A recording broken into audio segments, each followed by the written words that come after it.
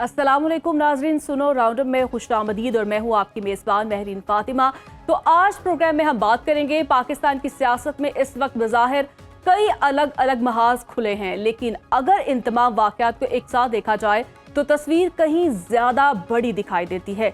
एक तरफ अदालती हुक्म पर अमल दरामद का सवाल है तो दूसरी जानिब पार्लियामान में अपोजिशन की नई सफबंदी और तीसरी जानिब हुकूमत के खिलाफ बढ़ता हुआ अवामी दबाव।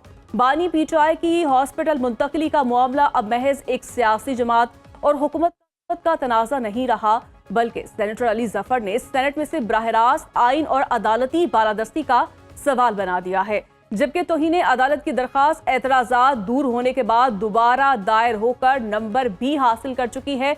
यकीनी अब देखना यह है कि सुप्रीम कोर्ट के हुक्म पर अमल दरामद के मामले में अगला कानूनी और सियासी कदम क्या होगा। और इसी दौरान पार्लियामेंट के अंदर भी एक नई सियासी तरतीब बनती दिखाई दे रही है। पीटीआई, जेयूआई और दूसरी अपोजिशन जमातों ने मुश्तरका पार्लियामानी किरदार पर इत्तफाक किया है। कानून साजी और हुकूमत को ऐवान के अंदर मौसर जवाब देने के लिए खुसूसी कमेटी बनाने का फैसला किया गया है।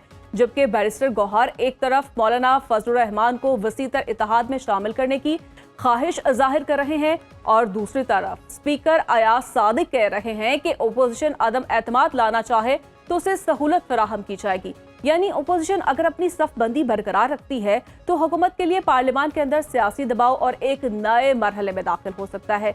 लेकिन कहानी सिर्फ यहाँ खत्म नहीं होती। नए सूबों का मामला भी दोबारा सियासी बहस में आ गया है। नवाज शरीफ ने पार्टी रहनुमाओं को फिलहाल इस मौजू पर बयानात से रोक दिया है, मगर नूली के सेनेटर नासिर भट्ट नए इंतजामी यूनिट्स के हक में बात कर रहे हैं। गोया ये मामला भी आने वाले दिनों में इत्तफाक राय या नए सियासी इख्तलाफ का सबब बन सकता है। और जब ऐवान के अंदर ये सियासी सफबंदी हो रही है तो ऐवान के बाहर जमात इस्लामी का धरना भी 10वें रोज में दाखिल हो चुका है। हाफिज तैमूर रहमान हुकूमत से पेट्रोलियम लेवी, बिजली के नर्ख, टैक्सों के बोझ और अवामी रिलीफ पर जवाब मांग रहे हैं। हड़ताल और एहतजाज को मजीद वुसअत देने की बात कर रहे हैं और इस्लामाबाद मार्च का ऐलान भी सामने आ चुका। यानी हुकूमत को एक ही वक्त में अदालत के सवाल, पार्लियामान के दबाव और सड़कों के एहतजाज का सामना है। 3 मुख्तलिफ सम से चैलेंजेस का भी सामना है। तो क्या ये महज चंद अलग अलग सियासी वाकयात हैं या इमरान खान के मामले से शुरू होने वाला आईनी तनाज़ा, मुत्तहिदा अपोजिशन की नए सूबों की बहस और अवामी एहतजाज मिलकर पाकिस्तान की सियासत में किसी बड़ी तब्दीली की पेशखैमा बन रहे हैं? इस सब पर बात करेंगे। हमारे साथ मौजूद हैं तहरीक इंसाफ के रहनुमा बैरिस्टर शाहिद नज़ूर साहब और सीनियर तज्जियाकार माजिद निज़ामी साहब। और सबसे पहले मैं बैरिस्टर शाहिद साहब आपकी तरफ आऊंगी। इमरान खान की हॉस्पिटल मुंतकली का मामला अब सिर्फ सेहत का मामला नहीं रहा, क्योंकि सेनेटर अली जफर इसे आइन और अदालती हुक्म की बालादस्ती का सवाल भी करार दे रहे हैं। जबकि हुकूमत का मौक़िफ़ है कि सिक्योरिटी वजूहात की बिना पर पिम्स में मुआयना कराया गया और अदालत के हुक्म की तामील हुई। आपके नज़दीक असल खिलाफ वर्जी कहाँ हुई और क्या पीटीआई के पास अब इतने ठोस कानूनी शवाहिद मौजूद हैं कि सुप्रीम कोर्ट से हुकूमत के खिलाफ अमली कार्रवाई की तवक्को की जा सके? बिस्मिल्लाहिर्रहमानिर्रहीम। Thank you so much Mehreen for inviting me in your show. बात का आगाज मैं इत्तेज़ाज़ एहसन साहब के कुछ अशआर से करूंगा, जो इस तरह है कि दुनिया की तारीख गवाह है, अदल बिना जमहूर ना होगा, अदल हुआ तो देश हमारा कभी भी चकनाचूर ना होगा, अदल बिना कमजोर इदारे, अदल बिना कमजोर इकाइयां, अदल बिना बेबस हर शहरी, अदल बिना हर सिमत दुआइयां। तो गुजारिश ये है कि किसी भी जमहूरी या एक महज़ब माशरे के अंदर या मुल्क के अंदर अदालतें गारंटर होती हैं जो फंडामेंटल राइट्स उस मुल्क का आइन देता है। आज पाकिस्तान के आइन को देखें तो आर्टिकल 8 टू आर्टिकल 28 ये फंडामेंटल राइट्स की बात करता है। और इन्हीं फंडामेंटल राइट्स को लेकर जब किसी की निगेशन होती है किसी भी फर्द के साथ, क्योंकि एक सोशल कॉन्ट्रैक्ट है यह आइन पाकिस्तान, रियासत जो है एक आम सिटीजन के साथ, और जहां पे निगेशन होती है, वायलेशन होती है, इंसान भाग के अदालत के पास जाता है कि you are the custodian of my rights, और उसके अंदर अदालत जो है वो फैसला देती है कि रियासत ने कहीं पे गलत तो नहीं किया, तो मेरी जो फंडामेंटल राइट्स हैं इनकी प्रोटेक्शन करनी है अदालत ने।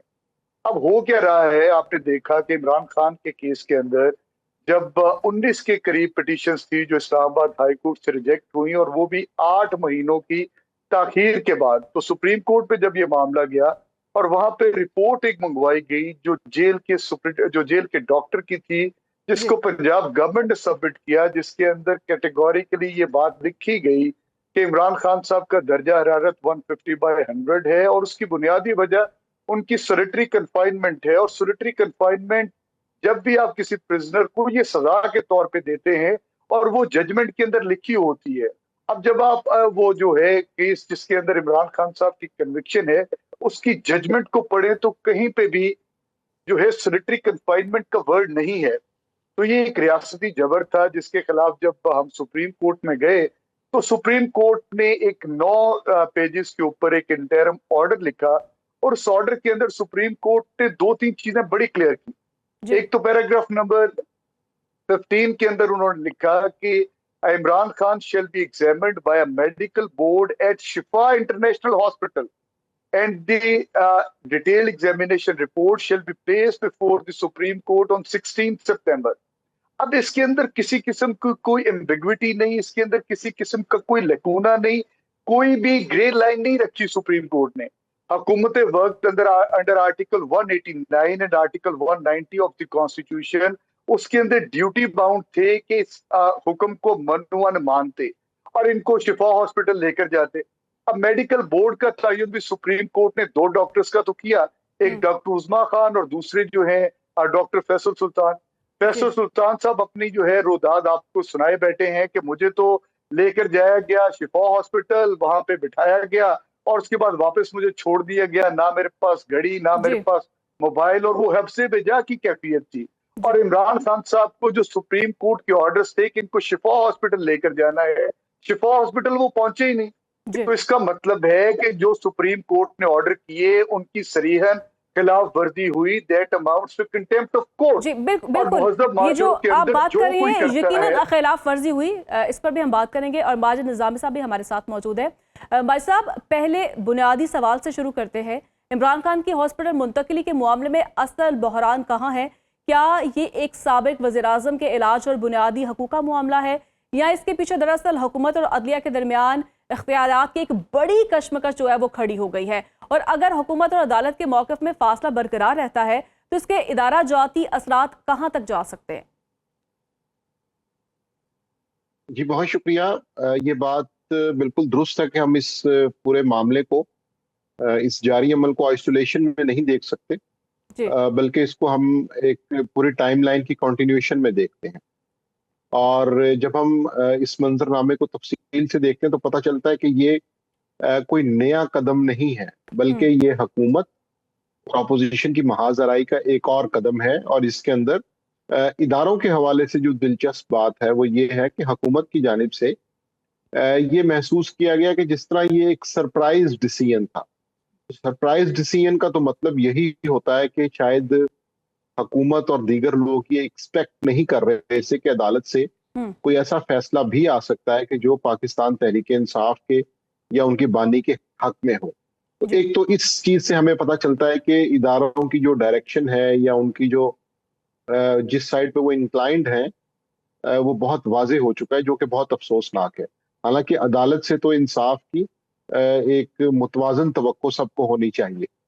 फिर दूसरा मामला इसमें यह है कि जब प्राइम मिनिस्टर के जो एडवाइजर हैं राना सनाउल्लाह, उन्होंने ये नहीं कहा कि जी हमने सुप्रीम कोर्ट के फैसले पे अमल किया। उन्होंने कहा कि हुकूमत ने पूरी कोशिश की है कि सुप्रीम कोर्ट के फैसले पर अमल हो। तो यहाँ से पता चलता है कि कहीं ना कहीं उन्हें इस बात का इदराक भी है।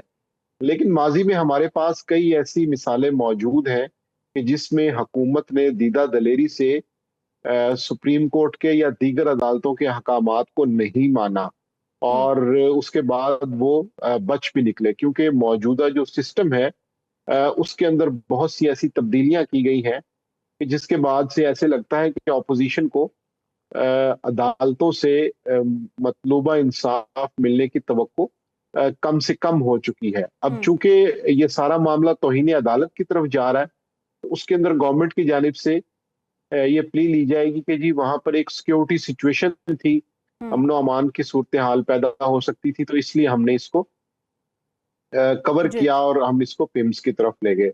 जी जी। अब देखना ये है बिल्कुल कि बिल्कुल, क्या हुकूमत सुप्रीम कोर्ट इस यही क्लेम हवाले कर रही है, से। बिल्कुल। जी जी। जी अब ठीक। देखना ये है कि हुकूमत के इस मौकफ के ऊपर हम्म सुप्रीम कोर्ट की जानिब से कितना बड़ा रद्द अमल आता है। अगर हम्म तो एक मुनासिब और बेहतर रद्द अमल आता है कि जिसकी बुनियाद पे तहरीक इंसाफ को इत्मीनान हो, तो फिर तो हम ये तस्वुर कर सकते हैं कि मामला अदालती तौर पर आगे बढ़ेगा। लेकिन अगर हुकूमत उसे नहीं मानती और गुज़िश्ता अदालती फैसलों की तरह उसके ऊपर थोड़ा सा कंफ्यूजन से और थोड़ा सा अदम इत्मीनान का इजहार करते हुए उसको रद्द कर देती है या उस पर अमल नहीं करती, तो फिर सूरत हाल खराब हो सकती है। लेकिन चूंकि हमने ये देखा है कि सिस्टम में ऐसा हो चुका है, डीसी इस्लामाबाद के हवाले से कुछ सख्त फैसले थे, हम्म उनके हवाले से हुकूमत का मौकफ हमारे सामने है। फिर जब पंजाब में और खैबर पख्तूनख्वा की असम्बलियां टूटी, इलेक्शंस होने थे वो भी नहीं हुए, तो ये हम्म। दो तीन ऐसे इशूज हैं जिस पे हमने ये देखा है, खसूसन तहरीक इंसाफ की मखसूस नशिस्तों के भी जो फैसले थे। जी तो हमें लगता है कि गवर्नमेंट की जानिब से कहीं ना कहीं ये तासुर मौजूद है कि अगर किसी फैसले पे अमल ना भी किया जाए, 60% 70% भी अमल कर लिया जाए, हम्म। तो वो कहीं ना कहीं अदालत को संभाल लेंगे।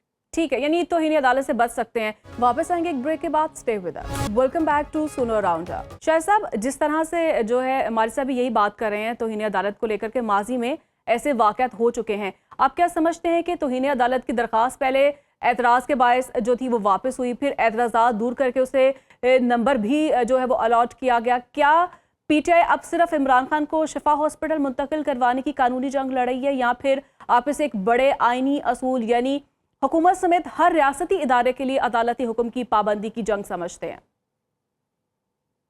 देखिए महरीन, एक चीज तो बड़ी वाजे है कि जो हुक्म है सुप्रीम कोर्ट का उसको तो मनवन तस्लीम करना है और वो होना है। यही आईने पाकिस्तान की मंशा है। आइन का जी आर्टिकल बिल्कुल। 189 190 कहता है।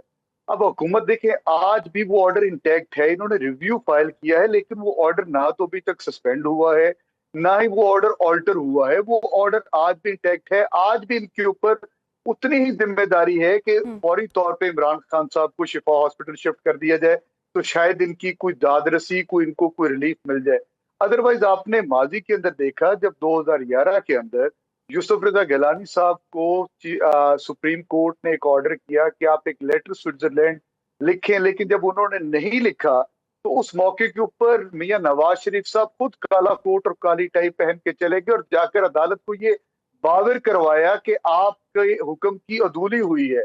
और साथ मीडिया के अंदर जो उन्होंने टॉक की, उन्होंने कहा, मैं पूछता हूं पाकिस्तान की आवाम से कि क्या किसी मुहज़्ज़ब मुआशरे के अंदर ऐसा होता है कि अदालतों का ना माना जाए? क्या हम बनाना रिपब्लिक के अंदर रहते हैं? ये नवाज शरीफ साहब के अल्फाज थे। आज वही अल्फाज हम लोग दोहराए बैठे हैं कि क्या किसी मुहज़्ज़ब मुआशरे के अंदर अदालतों के अहकामात के साथ ऐसा होता है? आप देखें ना, आज मंगल का दिन है।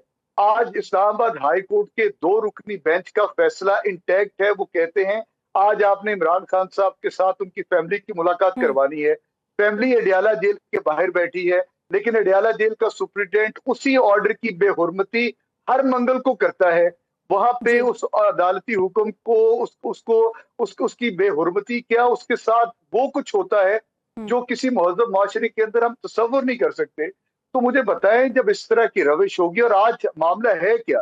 देखिए, आज इनकी इसी वजह से आज पाकिस्तान की जुडिशरी का नंबर 139, आज इन्हीं मामलात की बिल्कुल वजह बिल्कुल। से वैसे शाह सारी साहब, ऑपोजिशन आपने की आपने जमातें। तो ये वही वही बात की ना। आपने कहा पहले नवाज शरीफ साहब जो हैं वो बनाना रिपब्लिक की बात करते रहे, आज आप वो कर रहे हैं, यानी कहीं ना कहीं तो फिर सिस्टम में है ना मसला।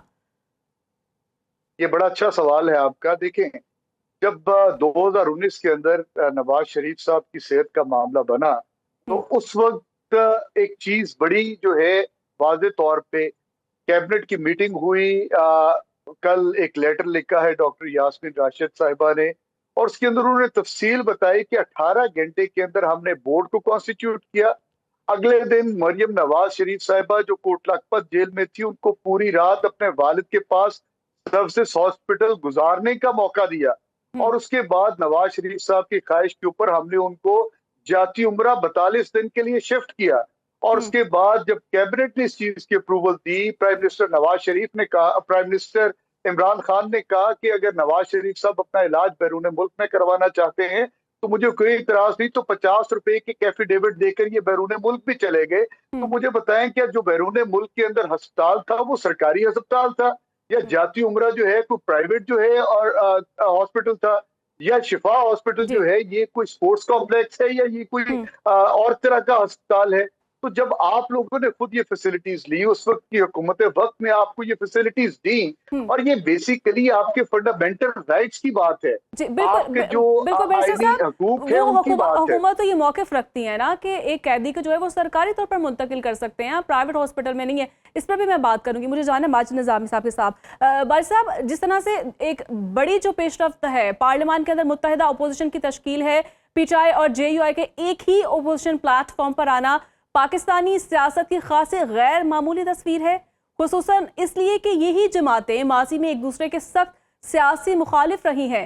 क्या ये इत्तेहाद हुकूमत को वाकई पार्लियामानी दबाव में ला सकता है, या फिर नजरियाती और सियासी इख्तलाफात इस इत्तेहाद को ज्यादा देर नहीं चलने देगा? जी, इस वक्त जो सूरत हाल है उसमें तो ये नजर आ रहा है कि सबसे पहले पार्लियामान के अंदर हुकूमत पर दबाव बढ़ाया जाएगा और वहां पर अपोजिशन की जो प्रेजेंस है उसमें इजाफा किया जाएगा। उसके बाद दूसरे मरहले में हम ये सोच सकते हैं या वहां से इस तरह की कोई इतलात आ सकती है जिसमें ये कहा जाए कि जो लॉन्ग मार्च है या उसके बाद किसी एहतजाजी तहरीक की जो प्लानिंग है वो की जाए। उसकी वजह यह है कि मौसमी एतबार से भी अब सख्त गर्मी के जो महीने हैं वो गुजर चुके हैं और सख्त गर्मी के महीनों में कभी भी एहतजाजी तहरीक नहीं चलाई जाती। तो अब सितंबर ऑनवर्ड्स जो है वो मौसम मोतदिल हो जाएगा और फिर सर्द हो जाएगा, तो तहरीकें चलाने के लिए ये एक आइडियल और एक बेहतर मौसम होता है। जी। लेकिन उसमें देखना यह है कि क्या तहरीक इंसाफ की जानिब से 26 नवंबर से बड़ा क्राउड इकट्ठा किया जा सकेगा या नहीं।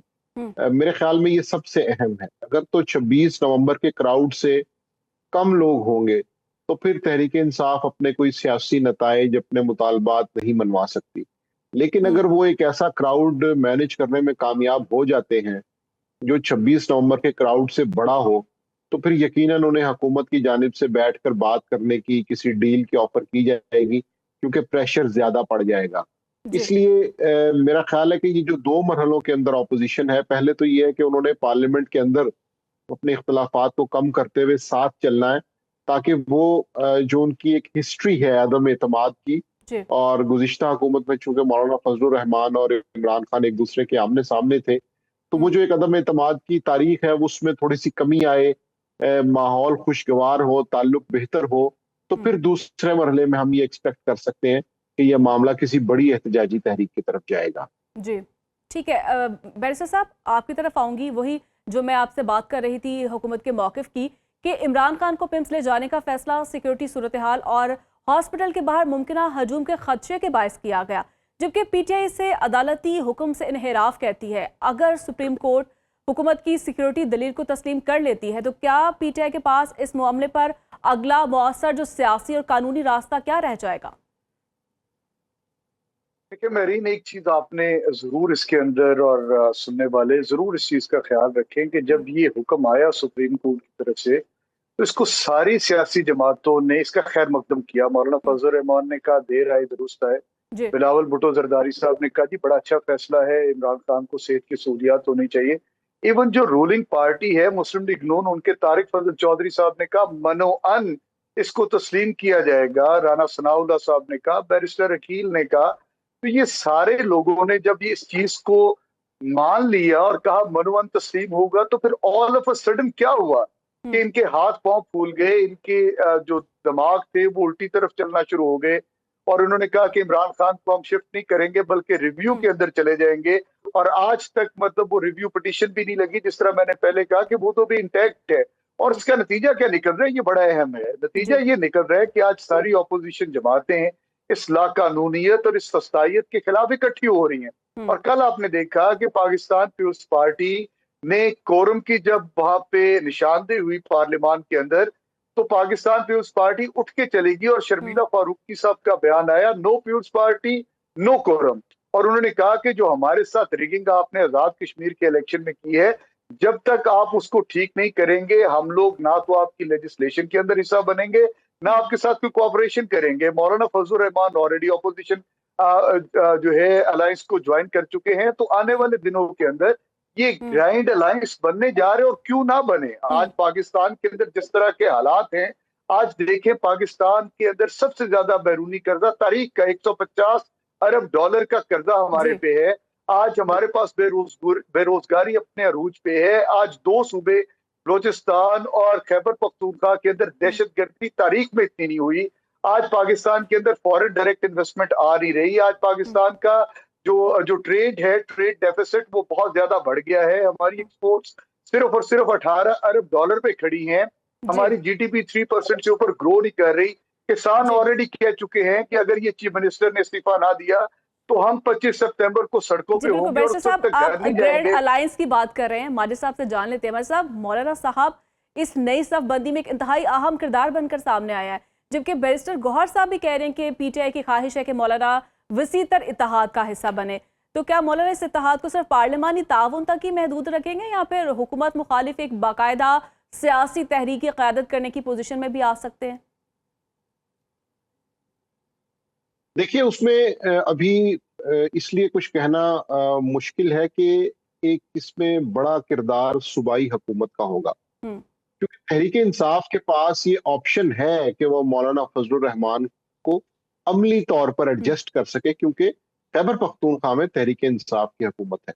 एक दफा पहले भी इस हवाले से मुज़ाकरात हुए थे जब अली अमीन गंडापुर वज़ीर आला थे, और उस वक्त भी ये सोचा गया था कि डेरा इस्माइल खान में, बन्नू में, और ये जो ये वाला डिवीजन है, पूरा 2 डिवीजन है, उसके अंदर ऐसे कौन से काम हैं, ऐसे कौन से इकदाम हैं जो किए जाएं तो मौलाना फजलुर रहमान का जो ग्रुप है उसको मैनेज किया जा सकता है। मिसाल के तौर पर वहाँ के अवामी नुमाइंदे हैं, वहाँ की पोस्टिंग ट्रांसफर्स हैं, डेवलपमेंट फंड के मामलात हैं। तो ये वो चीजें हैं कि जिनके ऊपर बात यकीनन एक दफा हो चुकी थी, लेकिन फिर वो कामयाब नहीं हो सकी। तो अब अगर मौलाना फजलुर रहमान से तहरीक इंसाफ ये तवक्को रखती है कि वो खसूसन एहतजाजी सियासत में, जलसे जुलूसों में, लॉन्ग मार्चेस में अमली तौर पर शामिल हो, तो उन्हें कुछ ना कुछ कॉम्पनसेशन जो है वो खैबर पख्तूनख्वा की सूबाई हुकूमत से करवाना होगी। और सबसे पहले इसके ऊपर मामलात होंगे और उसके बाद फिर बात आगे बढ़ेगी।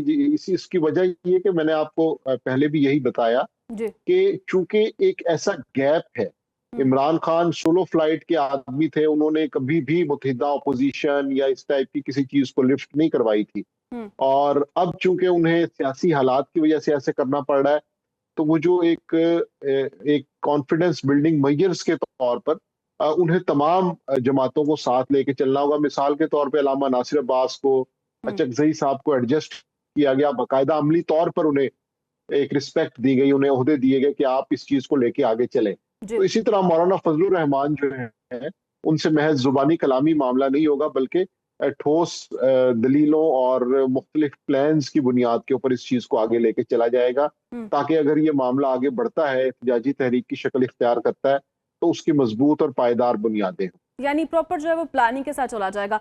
शाह साहब, यही बात इमरान खान का मामला हो, अदालती हुक्म हो, या फिर मुश्तरका ओपोजिशन का मामला हो, तो मौलाना फजलुर रहमान की शमूलियत, हुकूमत के खिलाफ पार्लिमानी दबाव और सड़कों पर बढ़ती सियासी गर्मियाँ, क्या पीटीआई समझती है कि हालात अब किसी बड़े सियासी तसादुम की तरफ जा रहे हैं, या फिर अब भी हुकूमत के साथ मुज़ाकरात के जरिए किसी सियासी हल की गुंजाइश आप देखते हैं? देखिए, आपके सवाल के अंदर दो तरह से मैं इसको देखूंगा। एक तो ये कि हुकूमत के साथ मुज़ाकरात, हुकूमत वक्त में भी प्राइम मिनिस्टर ने बारहा दफा कहा कि जी ऑपोजिशन के साथ बैठ के मुज़ाकरात करने हैं हमें, लेकिन ये सिर्फ ज़बानी जमा खर्च तक रहा, इसका अमली सबूत हमने कहीं नहीं देखा। आपको याद होगा जब महमूद खान अचकजई साहब को leader of the opposition Imran Khan साहब ने नामजद किया, और बारहा मीडिया टॉक के जरिए ये बात बताएगी कि महमूद खान अचकजई साहब के पास पूरा मैंडेट है इमरान खान का दिया हुआ, और वो पार्लियामान के अंदर मौजूद थे। उनको 5 या 7 दिन हुए थे लीडर ऑफ द ऑपोजिशन बने हुए, और उस दौरान इमरान खान साहब की सेहत के हवाले से एक सवाल उठा, तो महमूद खान अचकजई साहब ने पार्लियामान के अंदर ही धरना दे दिया, और उसका नतीजा ये निकला कि 5 दिन तक महमूद खान अचकजई और अल्लामा राजा नासिर अब्बास और बहुत सारे पार्लियामेंटेरियंस को पार्लियामेंट के अंदर ही मैसूर कर दिया गया। अब पार्लियामेंट से बेहतर तो जगह कोई नहीं हो सकती जहां पे बैठ के मुज़ाकरात किए जा सके। सिर्फ आप अगर अपनी स्पीचेस के अंदर कहते रहेंगे जी ऑपोजिशन के साथ बैठ के बात करनी है, तो इसका कोई हल नहीं। और उसी वजह से आज आप देखें कि जब हुकूमत इसको सीरियसली लेती नहीं है, तो आज पाकिस्तान पीपल्स पार्टी बिलावल भुट्टो जरदारी खुद चल के आए हैं महमूद खान अचकजई के पास, पाकिस्तान तहरीक इंसाफ के पास, पार्लियामान के अंदर उन्होंने मीटिंग की है। आज जो है मौलाना फजलुर रहमान साहब इस ऑपोजिशन अलायंस का हिस्सा बन चुके हैं। आपके पास महमूद खान अचकजई साहब की अपनी पार्टी है, सुन्नी इत्तेहाद है। इसके अलावा आपके अख्तर खान मेंगल साहब वो इस पार्टी को ज्वाइन किए बैठे हैं। बहुत सारे पुराने पार्लियामेंटेरियन, आपके ex prime minister Shahid Khan Abbasi साहब इसके अंदर शामिल हैं। तो ये कोई फ्यूटाइल एक्सरसाइज नहीं होने जा रही। इस मुल्क के अंदर आइन और कानून की बालादस्ती को कायम करने के लिए इंतहाई जरूरी है कि यहाँ पे ऑपोजिशन जो है वो अपना किरदार अदा करे। अगर गवर्नमेंट इन मसाइल के ऊपर बैठ के बात करना चाहती है तो हमारे दरवाजे खुले हैं। हम नहीं चाहते कि पाकिस्तान के अंदर कोई इंतशारी कैफियत पैदा हो। आज हमारा मुल्क मौशी तौर पे पहले ही तबाही के दहाने पे है। हमारे ऊपर बैरूनी कर्जे हैं, हमारे ऑलरेडी जो कर्जे हमने लिए हुए हैं वो हम रोल ओवर कर रहे हैं। हमारी अपनी इनकम है कोई नहीं, टैक्स नेट बढ़ नहीं रहा। तो इन सारे हालात के अंदर गवर्नमेंट को भी सीरियसली बैठ के सोचना चाहिए। और अगर ये नेगोशिएट नहीं करेंगे, 26 सितंबर 27 सितंबर की हमारी कॉल है, हम सड़कों पे निकलेंगे, आवाम के मसाइल के लिए आपने दुरुस्त निकलेंगे। फरमाया है कि मुज़ाकरात के जरिए ही मुआमलात हल हो सकते हैं, लेकिन इसमें दोनों को जो है ना वो मिलना होगा, हुकूमत को भी और ओपोजिशन को भी। एक तरफ से तो नहीं, हुकूमत ने तो कई बार मुज़ाकरात की भी दावत दी है। तो बहुत शुक्रिया आपका। रहनुमा है तहरीक इंसाफ के बैरिस्टर शाहिद मसूद साहब और सीनियर तज्जियाकार माजिद निज़ामी साहब भी हमारे साथ मौजूद थे। आप दोनों का बहुत शुक्रिया। तो इसके साथ ही हम एक छोटी सी ब्रेक शामिल करेंगे। Stay with us. Welcome back. नाज़रीन, बात करेंगे मशरिक़ वुस्ता की जंग अब सिर्फ ईरान, इसराइल और अमेरिका के दरमियान ताकत का मुकाबला नहीं रही, बल्कि इसके असरात आलमी मईशियत, तेल की सप्लाई, समंदरी तिजारत और खत्ते की नई सिक्योरिटी सफबंदी तक पहुंच चुके हैं। अमेरिका ईरान पर मुआशी दबाव बढ़ा रहा है, तो ऐसे में ईरान हुर्मज़ को अपने जवाब का अहम तरीन कार्ड खेल रहा है। चीन अमेरिकी पाबंदी को चैलेंज कर रहा है, जबकि पाकिस्तान, ओमान जैसे ममालिक जंग को मजीद फैलने से रोकने के लिए सिफारती रास्ता तलाश कर रहे हैं। यानी एक तरफ महाज गर्म है तो दूसरी जानिब मुज़ाकरात की जरूरत भी पहले से ज्यादा बढ़ चुकी है। और आने वाले दिनों में असल इम्तिहान यही होगा कि ताकत का दबाव सिफारतकारी को रास्ता देता है या खत्ते को एक और बड़े तसादुम की जानिब धकेल देता है। इसी सूरत हाल में पाकिस्तान की सिफारती कोशिशें अहमियत इख्तियार कर चुकी हैं। Chief of defence forces field marshal सदासिम मुनीर और वजीर दाखिला का ईरान का दौरा, ईरानी क़यादत से मुलाकातें और कशीदगी कम करने, आबने हुर्मज़ खोलने और तनाज़ा के खात्मे के लिए मुज़ाकरात की कोशिशें इस्लामाबाद के इस किरदार को नुमाया करती हैं कि पाकिस्तान जंग की बजाय सफारतकारी के जरिए रास्ता निकालने की कोशिश कर रहा है। लेकिन जिस वक्त पाकिस्तान तेहरान में मुज़ाकरात का रास्ता तलाश कर रहा है, वाशिंगटन ने ईरान के खिलाफ मुआशी दबाव मजीद बढ़ा दिया है। तकरीबन 60 ईरानी इदारों, अफराद और बहरी जहाज़ों पर पाबंदियां और ईरानी मईशियत के अहम शोबों को निशाना बनाने का ऐलान इस बात का इशारा देता है कि अमेरिका तेहरान को मुआशी तौर पर घेरने की हिकमत अमली पर कायम हो चुका है। इस दबाव को चीन ने मुस्तरद कर दिया और बीजिंग की जानिब से मशरिक़ वुस्ता के बहरान के सफारती हल पर जोर दिया जा रहा है। यूं ईरान का बहरान अब अमेरिका और ईरान के दरमियान महदूद नहीं रहा, बल्कि बड़ी ताकतों की कशमकश भी इसमें शामिल हो गई है। और कशीदगी सिर्फ समंदर तक महदूद नहीं, इसराइल और ईरान के दरमियान बयानात भी मुसलसल सख्त हो रहे हैं। बात की जाए तो इसराइली प्राइम मिनिस्टर नेतन्याहू का दावा है कि ईरान ने उनके एक बेटे को कत्ल करने की कोशिश की, ताहम इस दावे की आजादाना तस्दीक सामने नहीं आई। दूसरी जानिब ईरानी मीडिया से ट्रंप के बेटे के हवाले से धमकी अमेज मवाद सामने आने की खबर है। यानी जंग अब रियासती हदाफ से आगे बढ़कर जाती और जज्बाती बयानियों तक पहुंच रही है, जो किसी भी बहरान को मजीद खतरनाक बना सकते हैं। और इसी जंग के साथ खत्ते का सिक्योरिटी नक्शा भी बदलता दिखाई दे रहा है। सऊदी अरब, पाकिस्तान और तुर्किया के मक्का दिफाई मुआहदे में अब बांग्लादेश ने भी शमूलियत में दिलचस्पी जाहिर कर दी है। ढाका की जानिब से कहा जा रहा है कि मुस्लिम ममालिक के दरमियान सिक्योरिटी ताउन में शामिल होना गैर मामूली बात नहीं। यानी मशरिक़ वुस्ता की मौजूदा कशीदगी सिर्फ जंग नहीं, बल्कि मुस्लिम ममालिक को अपनी मुस्तकबिल की दिफाई ज़रूरियात पर भी नए सिरे से सोचने पर मजबूर कर रही है। और इस पूरे इलाकाई मंजरनामे से हटकर जनूबी एशिया में भी सियासी बेचैनी के इशारे मिल रहे हैं। नई दिल्ली में पेपर लीक तनाज़ा पर कॉकरोच जनता पार्टी ने 5 सितंबर को इंडिया गेट से दिल्ली पुलिस हेडक्वार्टर तक एहतजाजी मार्च का ऐलान किया है। पार्टी का मौक़िफ़ है कि हुकूमत ने पेपर लीक के बाद खुदकुशी करने वाले उम्मीदवारों के खानदानों को मुआवजे और एहतजाज करने वाले नौजवानों के खिलाफ मुकदमात खत्म करने के वादे किए थे, मगर वो मुतालिबात पूरे नहीं हुए। यूं आज का बड़ा मंजरनामा ये है कि मशरिक़ वुस्ता में जंग के साथ सफारतकारी भी जारी है। अमेरिका मुआशी दबाव बढ़ा रहा है, ईरान हुर्मुज़ को जवाब का जरिया बना रहा है, चीन अमरीकी पॉलिसी को चैलेंज कर रहा है, पाकिस्तान और ओमान कशीदगी कम करने की कोशिश कर रहे हैं, जबकि मुस्लिम ममालिक नई दिफाई की जानिब बढ़ रहे हैं। और दूसरी तरफ अमेरिका में ट्रंप की सियासी मकबूलियत भी दबाव में है, जबकि भारत में अंदरूनी सियासी एहतजाज का सिलसिला दोबारा मुतहरिक हो रहा है। तो ऐसे में सवाल ये है कि क्या ईरान के खिलाफ अमरीकी मुआशी दबाव तेहरान को मुज़ाकरात पर लाएगा या हुर्मुज़ को मजीद खतरनाक बनाएगा? क्या पाकिस्तान वाकई इस बहरान में एक मौसर सफारती पुल बन सकता है? क्या चीन की मुज़ाहमत अमरीकी पॉलिसी का रास्ता रोक सकेगी? और क्या मक्का दिफाई मुआहदे में बांग्लादेश की दिलचस्पी मुस्लिम दुनिया में एक वसी तर सिक्योरिटी इत्तेहाद की इब्तिदा है? और सबसे बढ़कर क्या हम सिर्फ एक जंग देख रहे हैं या इस जंग के पर्दे में मशरिक़ वुस्ता और जनूबी एशिया दोनों का नया सियासी और सिक्योरिटी नक्शा तश्कील पा रहा है? इस सब पर बात करेंगे। हमारे साथ मौजूद है दिफाई तज्जियाकार अब्दुल्ला हमीद गुल साहब। बहुत शुक्रिया सर आपके वक्त का। ईरान के खिलाफ अमेरिका ने अब मुआशी पाबंदियों, बहरी दबाव और फौजी कार्रवाई के इम्कान तीनों महाज वक्त खोल दिए हैं। तो क्या वाशिंगटन वाकई तेहरान को मुज़ाकरात की मेज पर लाने के लिए दबाव बढ़ा रहा है या इस पॉलिसी का मकसद ईरान की अस्करी और मुआशी ताकत को इस हद तक कमजोर करना है कि खित्ते में ताकत का तवाजुन ही अमेरिका और इसराइल के हक में तब्दील हो जाए? बहुत बहुत शुक्रिया। नहीं, मेरे ख्याल में उन्होंने पाबंदियां लगा के माजी में देख लिया है, 47 साल पाबंदियां लगाई हैं। अब ईरान के ऊपर वो पाबंदियां बराह रास्त लगा के तो कुछ नहीं कर सकते, अलबत्ता दूसरे ममालिक के ऊपर दबाव डाल रहे हैं कि वो ईरान से अगर तिजारत या ताल्लुकात रखेंगे तो उनके ऊपर माशी पाबंदियां आयद कर दी जाएंगी, जिसके ऊपर चाइना की तरफ से तो बड़ा सख्त रद्द अमल आया है। और मैं समझता हूँ कि बाकी ममालिक ने भी कोई उनकी सुनी अनसुनी कर दी है, मासवाए यूएई के, जिसने इस टाइम पे कहा है कि ठीक है जी हम कंप्लाई करेंगे, लेकिन बाकी तो किसी मुल्क ने ऐसा कुछ नहीं किया। इससे पहले नेवल ब्लॉकेट करने की भी बात की गई थी हुर्मुज़ के ऊपर, और जापान और कोरिया जो कि एक बहुत बड़े एलाइज हैं अमेरिका के, उनसे मदद मांगी गई थी, तो उन्होंने भी अपनी शिप्स देने से इनकार कर दिया था।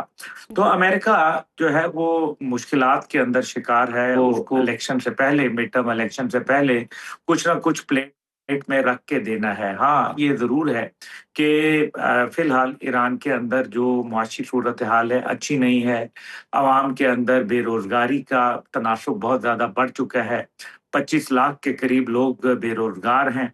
साथ ही साथ जो है वो जो इंफ्रास्ट्रक्चर तबाह हुआ है उसकी कंस्ट्रक्शन फिलहाल नहीं हो रही, और जो इस टाइम पे रियाल का और जो डॉलर का गैप है वो तकरीबन $1 का 20 लाख रियाल हो गया है, जो कि एक बहुत बड़ी अमाउंट है, क्योंकि साल के शुरू में जब अवाम एहतजाज कर रही थी तो 12 लाख रियाल जा पहुंचा था डॉलर, तो अब ये 20 लाख हो गया है। तो जाहिर है ये इन्फ्लेशन भी एक बहुत बड़ा इसके अंदर रद्द अमल है। ठीक है कि जो बैरूनी हमला था उससे कौम यकजा हो गई और वो आज भी यकजा है, लेकिन जाहिर है आप रोटी खाने के बजाय आइडियोलॉजी खा नहीं सकते। मसला ये है, आइडियोलॉजी के ऊपर आप कितना अर्सा चलेंगे। तो अमेरिका जहां मुश्किलात का शिकार है, वहां ईरान को भी बहुत सारे चैलेंजेस दरपेश हैं, लेकिन इस सब के अंदर डोनाल्ड ट्रंप साहब की मेरे ख्याल में एक बड़ी ख्वाहिश है कि वो किसी सूरत पाकिस्तान के फील्ड मार्शल साहब के जरिए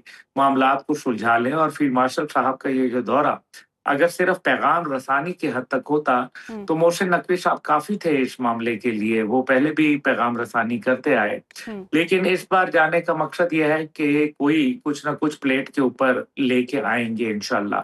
तो मेरा ख्याल है कि ये जो सारी सूरत हाल है इसके अंदर, क्योंकि 3 नवंबर को मिड टर्म इलेक्शन है और मिड टर्म इलेक्शन का मतलब यह है कि डोनाल्ड ट्रंप के पास बमुश्किल 2 महीने का वक्त बचा है।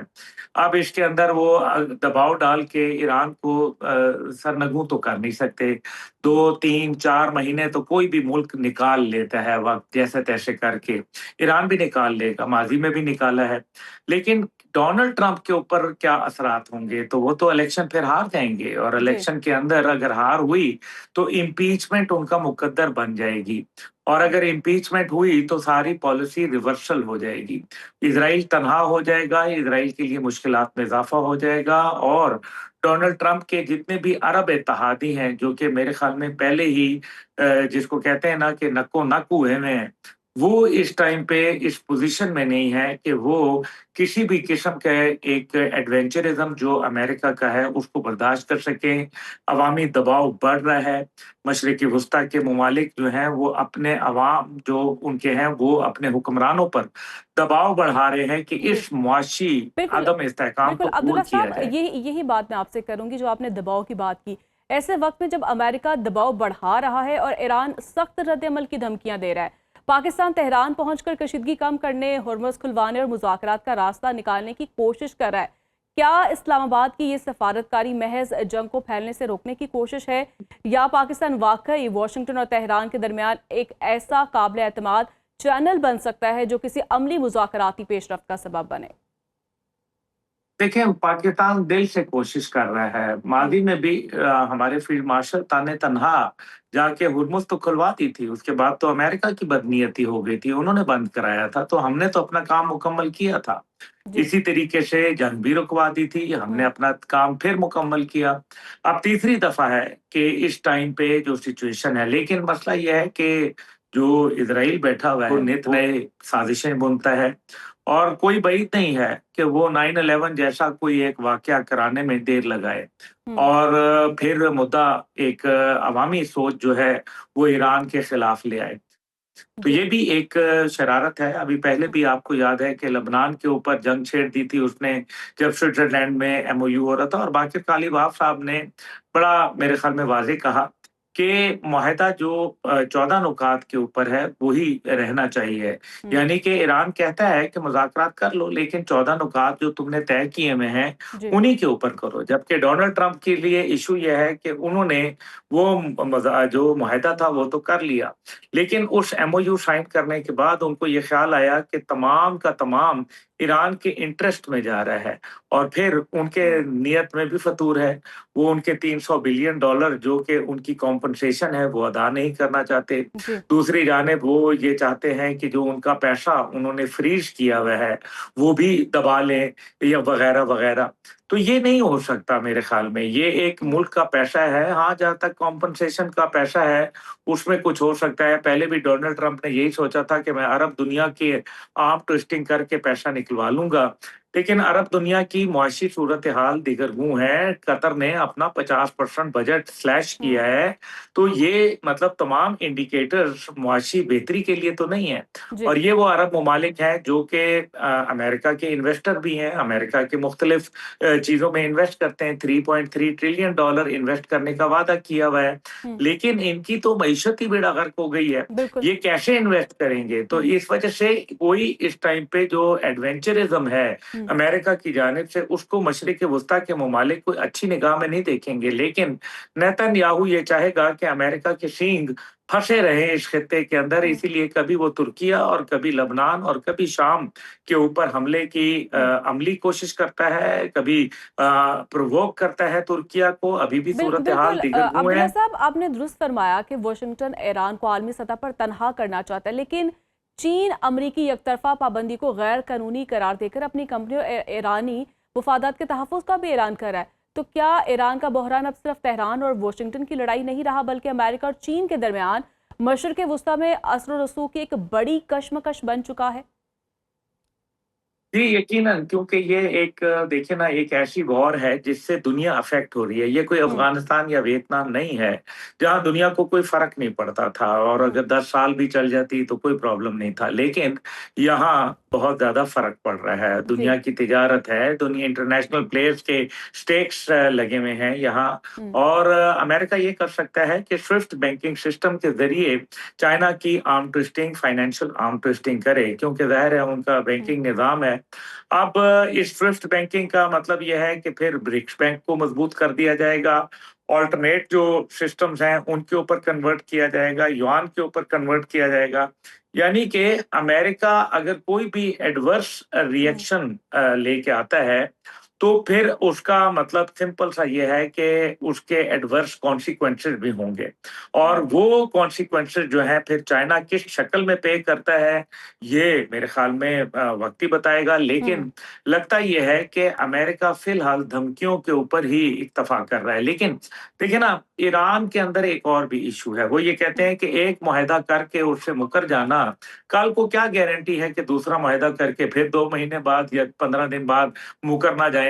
तो ये भी एक रियलिटी है ईरान के अंदर, क्योंकि मैं अभी आज ही एम्बेसी गया हुआ था ईरान की, जी, तो वहाँ मेरी जो बातचीत हुई है, वहाँ ये भी एक आईआरजीसी का खतरा है कि जनाब ये नवंबर तक बात चलाना चाहते हैं। नवंबर के बाद डोनाल्ड ट्रंप के ऊपर जो परेशानियां हैं, जो उनके ऊपर दबाव है, अपने रिपब्लिकन पार्टी का जी, सियासी दबाव है, दीगर दबाव है, वो खत्म हो जाएंगे। उसके बाद डोनाल्ड ट्रंप जो है वो he will be a bull in China shop, तो वो फिर कुछ भी कर सकते हैं। तो ये हम्म, भी एक कंसर्न है और मेरे ख्याल में इसमें वेटेज है, इसको आप बिल्कुल इग्नोर नहीं कर सकते।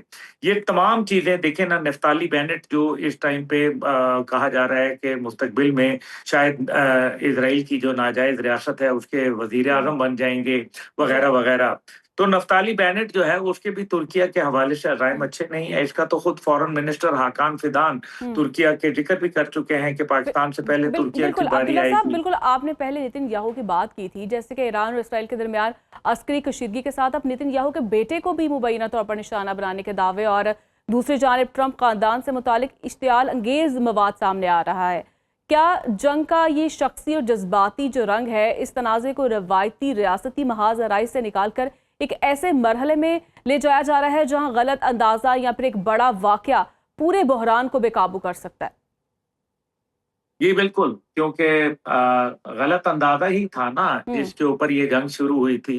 क्या ये कैलकुलेशन मिस्टेक नहीं थी अमेरिका की? ये तो रियलिटी है, ये तो खुद बात वो मान रहे हैं हम्म, कि मिसकैलकुलेशन थी। फिर हम्म, उन्होंने अंडर एस्टिमेट किया था हम्म, ईरान की फायर पावर को, फिर जी, उन्होंने उनकी टेक्नोलॉजी को अंडर एस्टिमेट किया था। उन्होंने ये नहीं सोचा था कि चाइना और रूस किस तरह से रिएक्ट करेंगे।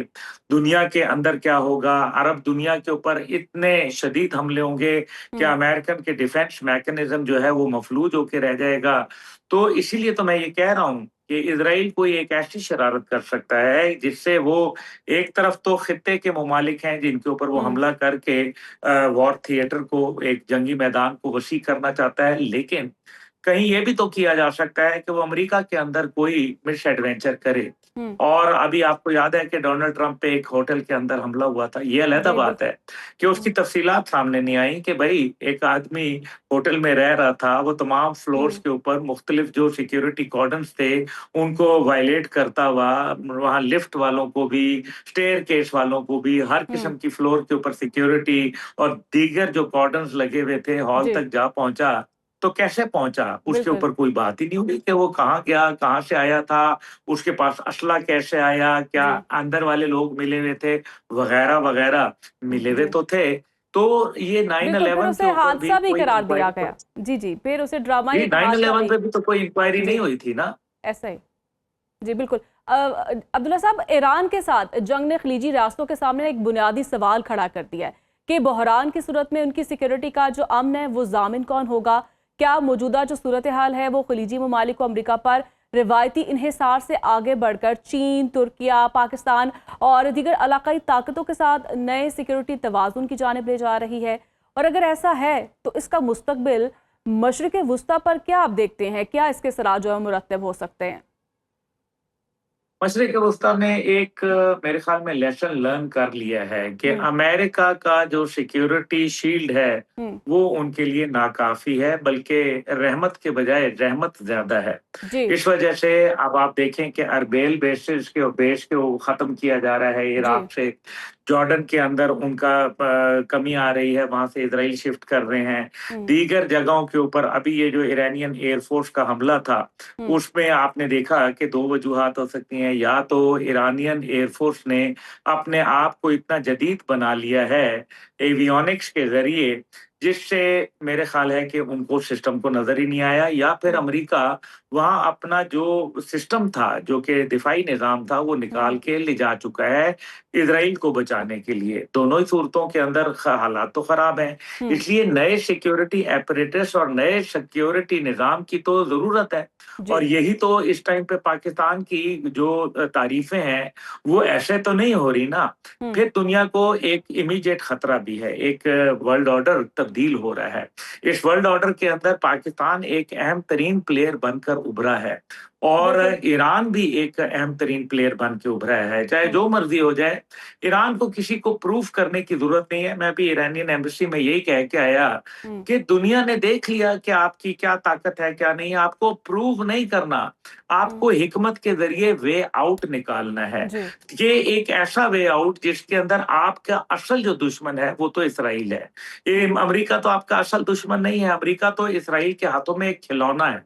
आपको वे आउट निकालना है जिससे आप पूरी दुनिया से लड़ सकते हैं, लेकिन आप कहीं इम्प्लोजन का शिकार ना हो जाएं, अंदरूनी खलफिशार ना आपके बढ़ जाएं, क्योंकि वो एक खतरा है उनके।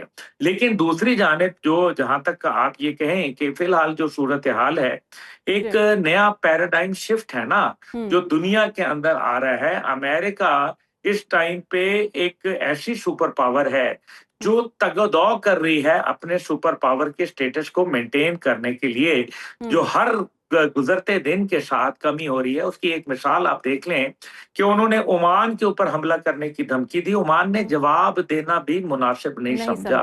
बिल्कुल ओमान जैसा मुल्क, तो मतलब आप छोड़े ना बाकी चीजें। तो ये होता है कि जब एक सुपर पावर अपनी ताकत खो रही होती है, तो ये एक ऐसी मिसाल मैं आपको दूं कि एक मगरमच्छ है, उसके जॉ की ताकत है कि वो काफी हद तक दबा सकता है उसको, लेकिन उसने एक हिरन को पकड़ लिया है, लेकिन उसके दांत टूट चुके हैं। अब वो हिरन को मार तो सकता नहीं है, लेकिन दबोचे जरूर रख सकता है। तो ये जो अब सिचुएशन है अमेरिका की, वो कुछ ऐसी ही है। न्यूक्लियर की बातें करना मेरे ख्याल में जॉर्ज बुश का जो इसको डोनाल्ड ट्रंप को रेप भी नहीं देती, क्योंकि न्यूक्लियर अगर वो करेंगे तो ईरान ने 60% न्यूक्लियर एनरिच किया है, और अगर वो उनका एनरिचमेंट 60% है तो this indicates that they have dirty bombs. और अगर वो डर्टी बॉम्ब है और अगर कुछ ऐसी वारदात होती है तो फिर तो रीजन गया और दुनिया तीसरी जंग अजीम की तरफ। और इसी वजह से अभी तक ना बूट्स ऑन ग्राउंड हुआ और ना न्यूक्लियर की कोई बात हुई। और फिर कंटेमिनेटेड वाटर, देखें डिसैलिनेटेड वाटर के ऊपर 1 करोड़ लोग इंहिसार कर रहे हैं गल्फ के अंदर। और अगर न्यूक्लियर का खुदा ना खास्ता कुछ होता है तो ताबकारी जो फैलेगी, वो पानी में से नमक को तो निकाल के मीठे खारे को मीठा बनाया जा सकता है, लेकिन रेडिएशन नहीं निकाली जा सकती। 1 करोड़ आदमी प्यासा मर जाएगा। जी बिल्कुल। अब्दुल्ला साहब, अगर मक्का दिफाई मुआहदे की बात की जाए तो सऊदी अरब, पाकिस्तान और तुर्किया के बाद अब बांग्लादेश भी इसमें शामिल होने की ख्वाहिश जाहिर कर रहा है। तो क्या महज ये एक अलग सफारती पेशरफ्त है, या फिर मौजूदा हम ये कह सकते हैं कि इलाकाई बहरान ने मुस्लिम ममालिक को इस नतीजे तक पहुंचा दिया है कि मुश्तरका दिफाई ताउन अब ज़रूरत बन चुका है? और अगर बांग्लादेश भी इस फ्रेमवर्क का हिस्सा बनता है तो क्या ये मुआहदा मुस्तकबिल में एक बड़े मुस्लिम सिक्योरिटी जो ब्लॉक की बुनियाद है वो रख सकता है?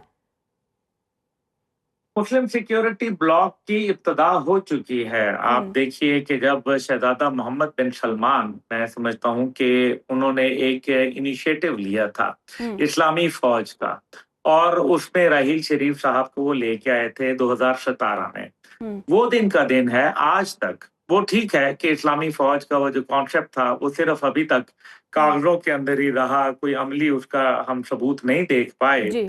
लेकिन क्या मोहम्मद बिन सलमान साहब ने रहील शरीफ साहब को वहां से फारिग कर दिया? जी। क्या एक दफा भी उन्होंने कहा कि इस्लामी फौज खत्म हो गई है? तो नहीं कहा। यानी कि अब उन्होंने उसका नेक्स्ट फेज के अंदर आए, क्योंकि उस टाइम पे अमेरिका का दबाव था, मुश्किलात थी। अमेरिका ने भी बहुत मेरे ख्याल में गलीज जबान बादशाहत के खिलाफ इस्तेमाल की थी, वो भूले नहीं है इस बात को। इसलिए जो अमेरिका ने काम किया उनको पता तो है कि ये तो मुश्किलात हैं। इसकी बुनियाद के ऊपर उन्होंने मक्का मुआहिदा कर डाला, पहले पाकिस्तान के साथ, फिर 2 अजमी ममालिक के साथ। ये पहली दफा हुआ है कि 2 अजमी ममालिक के साथ मुआहिदा हुआ। बांग्लादेश ये कहता है कि हमें इंडिया से थ्रेट है, उनको कोई शक व शुबा नहीं है।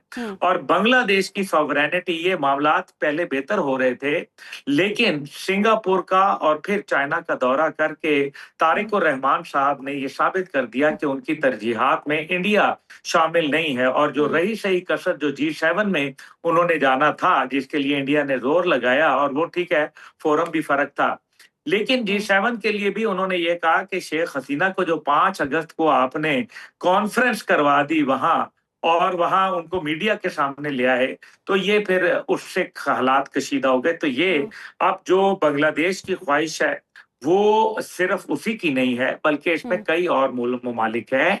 सीरिया भी इसमें शामिल है। सीरिया भी चाहता है कि वो एक दिफाई एग्रीमेंट का हिस्सा बने, इजिप्ट भी यही चाहता है, और भी ममालिक ये चाहते हैं।